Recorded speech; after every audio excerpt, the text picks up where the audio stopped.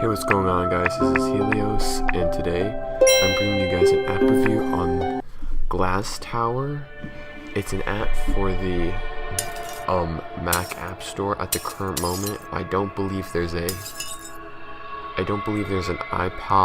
iPod game for this, so just keep that in mind, and it's free. The last time I checked, I'll have to double check that, but the last time I checked, it was free. So that's some good news.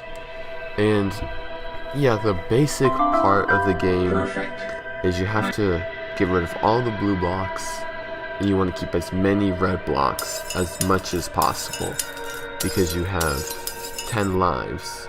So you have 10 lives, and after those 10 lives run out, it's game over.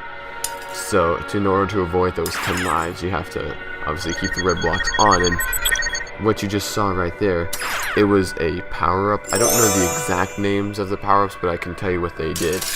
The last two power-ups were the same, and what they did is they randomized the color types of the blocks. So some blocks that were originally blue but turned red, and some blocks that were originally red turned blue. And I wouldn't recommend always taking it. Sometimes I'm just clicking on it just in case it's something good.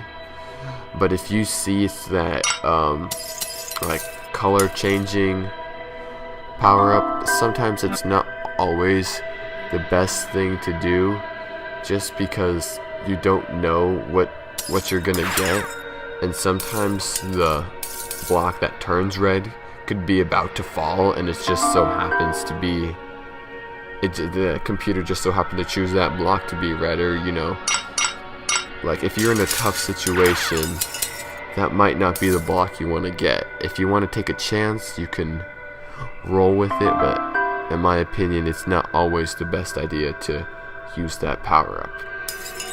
And I think that's the only power up so far I've encountered. And another cool thing is there are some green blocks.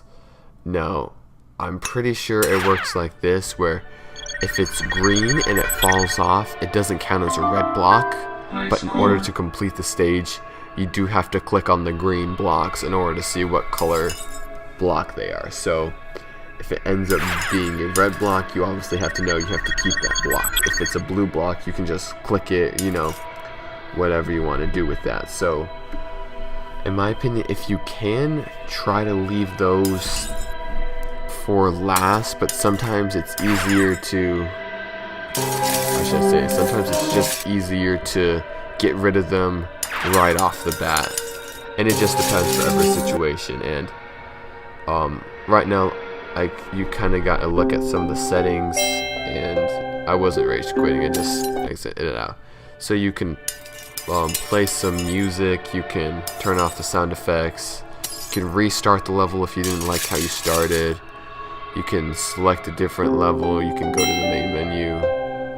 I don't know what I'm really doing here, this was from a few days ago, but anyways.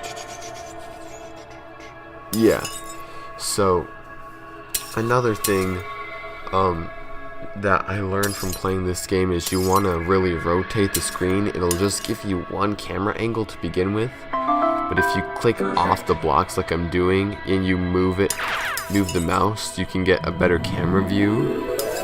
So that's what you can do to get a better angle of the game, to see exactly where you want to click.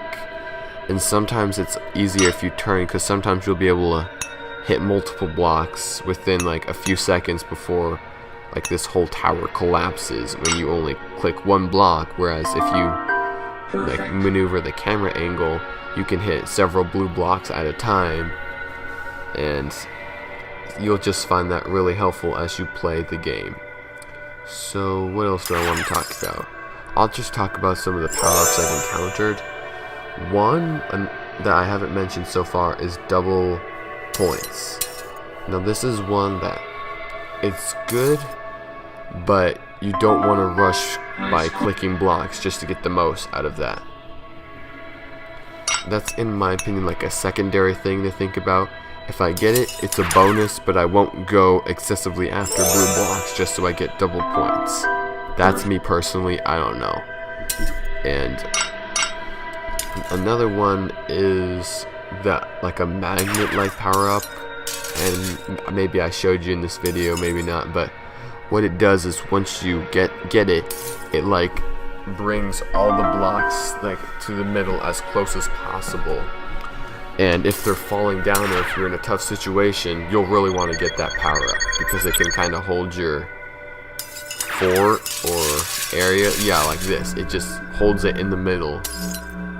So it's a really good power up. That's something you'll always want to get, in my opinion. Another one is the frozen, like the freeze power up. And what this does is it freezes all blocks in place for a certain amount of time. So if it's floating in the air and you get that power up, it's going to stay floated in the air.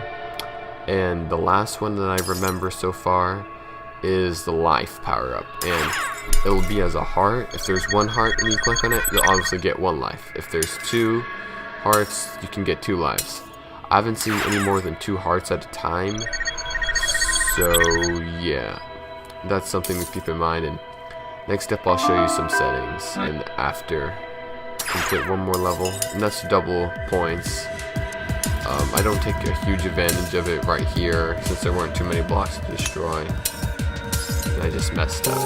So here's the menu. You can start a whole new game, you can continue a game, select a different level, and here are some settings. You can turn off the sound, the music, get some different backgrounds, reset it all from to the original settings, and I just kind of playing around with them so you guys can see. Anyways,